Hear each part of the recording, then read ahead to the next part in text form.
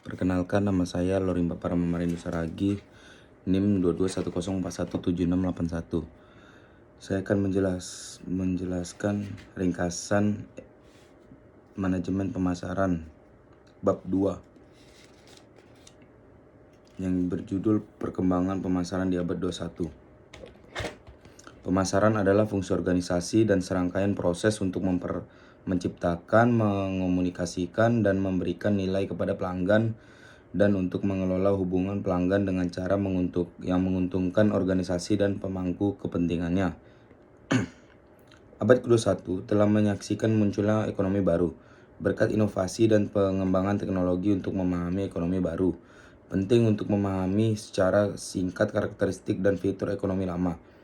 Revolusi industri adalah titik awal dari ekonomi lama dengan fokus pada produksi produk standar dalam jumlah besar. Produk massal ini penting untuk pengurangan biaya dan memuaskan basis konsumen yang besar. Seiring dengan peningkatan produksi, perekonomian lama memiliki hierarki organisasi di mana di manajemen puncak memberikan instruksi yang dijalankan oleh manajer menengah atas para pekerja. Sebaliknya, ekonomi baru telah melihat daya beli sepanjang waktu berkat revolusi digital. Perusahaan juga memanfaatkan informasi yang tersedia dan merancang program pemasaran yang lebih efisien di seluruh konsumen, serta saluran distribusi.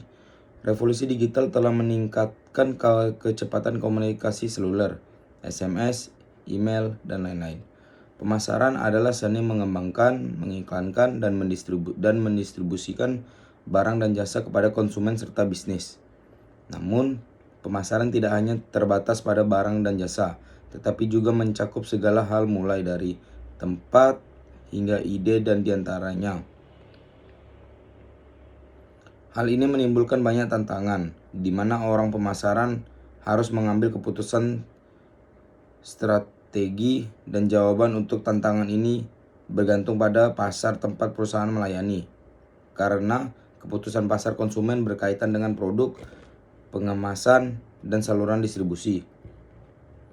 Untuk bisnis, pengetahuan pasar dan kesadaran produk sangat penting bagi orang-orang pemasaran karena bisnis sedang mencari untuk mempertahankan atau membangun kredensial di pasar masing-masing. Untuk pasar global, orang pemasaran harus mempertimbangkan tidak hanya keanekaragaman budaya, tapi juga berhati-hati sehubungan dengan undang-undang perdagangan internasional, perjanjian perdagangan, dan persyaratan peraturan pasar individu. Filosofi pemasaran yang digunakan oleh setiap perusahaan haruslah campuran antara kepentingan organisasi, kepentingan konsumen, dan kepentingan masyarakat. Dalam filosofi produksi, faktor perusahaan adalah pada angka, jumlah produksi yang sangat tinggi yang mengurangi biaya per unit dan bersama dengan distribusi massal. Filosofi produk berbicara tentang konsumen yang bersedia membayar premi ekstra untuk kualitas tinggi dan kinerja yang andal, sehingga perusahaan fokus untuk menghasilkan produk yang dibuat dengan baik. Filosofi terakhir adalah konsep sosietal yang percaya pada pengembangan produk yang tidak hanya menghasilkan keputusan konsumen, tetapi juga memperhatikan kesejahteraan masyarakat atau lingkungan. Revolusi digital dan abad ke-21 telah membuat perusahaan menyesuaikan cara mereka menjalankan bisnis. Salah satu tren utama yang dia amal adalah kebutuhan proses dan sistem pelapisan atas dengan fokus pada pengurangan biaya melalui outsourcing. Tren lain yang diamati di perusahaan adalah dorongan untuk gaya wirausaha lingkungan kerja dengan pendekatan global atau global lokal. 2.2 Faktor-faktor yang mempengaruhi situasi ekonomi saat ini pada pemasaran. Pemasaran dapat dianggap sebagai subdisiplin ilmu ekonomi. Perekonomian berdampak langsung pada cara pemasar mendorong produknya kepada konsumen. Memahami hubungan antara ekonomi dan pemasaran dapat membantu pemilik bisnis mengalokasikan sumber daya pemasaran mereka dan menanggapi perubahan iklim ekonomi yang berubah. Permintaan dan peranan mengikuti kontrol pasar. Ekonomi menggunakan konsep yang disebut the law of diminishing return untuk menjelaskan bagaimana sumber daya dapat dialokasikan untuk memaksimalkan laba atas investasi. Seiring waktu, Anda mungkin menemukan bahwa biaya pemasaran atas iklan produk tertentu memenuhi atau melebihi jumlah uang yang Anda hasilkan dari menjual produk tersebut. 2.2.1 Alokasi anggaran untuk bisnis. Jumlah dana yang didedikasikan untuk upaya pemasaran bisnis kecil, mencegah menengah besar Anda secara langsung terkait dengan penjualan dan kesuksesan pada perusahaan Anda. Ketika anggaran dipotong, jumlah dan jangkauan pemasaran bisnis kecil menengah besar Anda dapat sangat terpengaruh. 2.2.2 Ekonomi nasional. Ekonomi nasional mempengaruhi hampir setiap bisnis kecil dan perusahaan besar dengan hampir semua cara yang memungkinkan. Ketika konsumen mungkin menghasilkan lebih sedikit, mereka menghabiskan lebih sedikit.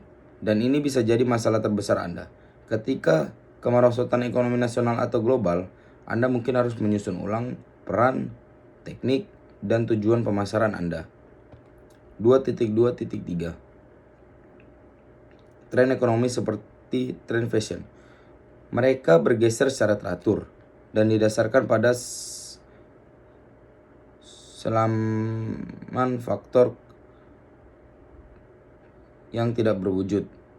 Misalnya, konsumen mungkin tiba-tiba memutuskan untuk menghabiskan banyak uang untuk suatu jenis atau kategori produk berdasarkan penampilannya di acara populer atau film blockbuster. 2.2.4 Makmur atau boom timer. Pada saat kesuksesan ekonomi, pemasaran Anda bisa mulai tumbuh tak terkendali. Yang sering terjadi dalam kasus ini adalah hilangnya pesan dan hilangnya kendali keseluruhan atas inisiatif pemasaran perusahaan. 2.2.3 Transaksi persaingan. Bagian dari menanggapi perubahan ekonomi berurusan dengan pesaing Anda. Kecuali Anda sangat beruntung, bisnis Anda mau tidak mau harus berurusan dengan pesaing yang menawarkan produk serupa dengan harga yang sama atau bahkan lebih rendah. Anda harus meningkatkan exposure terutama pemasaran benda dan bahkan memikirkan kembali target pasar. 2.2.6 Utilitas ekonomi. Teori utilitas ekonomi menyarankan bahasa konsumen akan membeli barang-barang yang meningkatkan kepuasan pribadinya. Utilitas ekonomi sangat membantu dalam menjelaskan mengapa produk mewah dan barang kelas atas mendominasi pasar. Saat Anda memasarkan produk Anda, pertimbangan efek ekonomi pada titik harga dan basis pelayanan Anda. 2.2.7 Perubahan ekonomi. Terlepas dari perubahan atau persaingan pasar yang lebih luas, bisnis terkadang juga harus menghadapi perubahan dalam industri mereka. Kadang-kadang seluruh industri mulai mati saat produk baru masuk ke pasar atau saat selera konsumen berubah. 2.3 Pemasaran di Indonesia. Di Indonesia terdapat beberapa peran atau regional yang dan lebih banyak caruk pasar dan pasar mikro. Pasar konsumen tersebar di sekitar 17.500 pulau di mana selera dan preferensi bervariasi, harga juga bervariasi.